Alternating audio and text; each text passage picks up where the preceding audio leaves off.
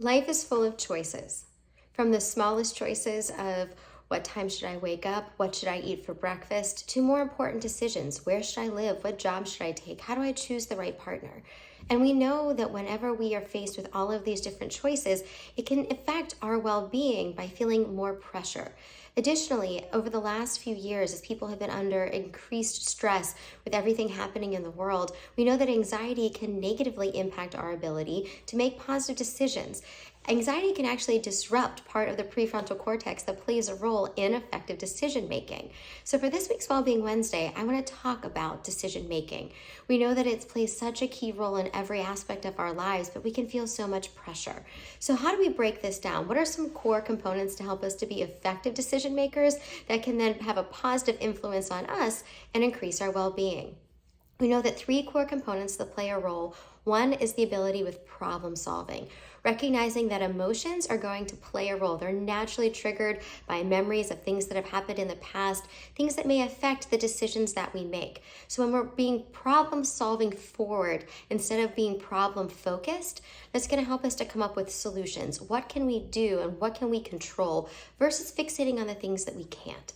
We know that reality testing does play a key role in here as well. What are we capable of? It helps us to be able to set boundaries, especially within work circumstances. Do I need to answer that email right now? Do I need to respond right now? How do I find that work-life balance and integration?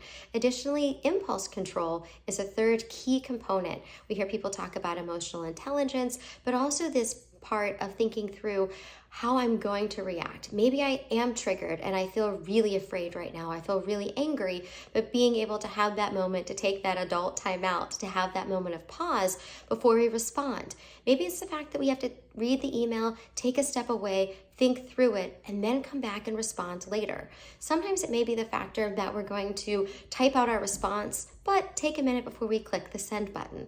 So we know that whenever we're making good decisions, there are many things that are going to come into play. We're going to want to factor in our problem solving skills. There may be times where we talk to someone else in our life that is a trusted confidant, someone in leadership, thinking through teamwork, emotional intelligence, time management. But if we want some real quick tips on how to think through a problem, what we find are 4 quick strategies.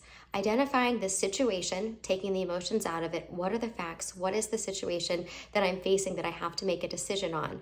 What are the possible solutions? Writing out all of the solutions and not immediately discounting one or the other.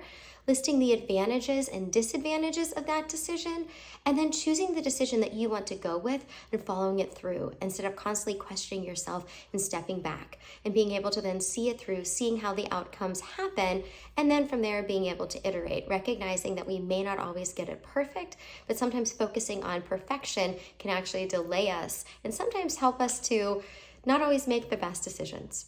Be well.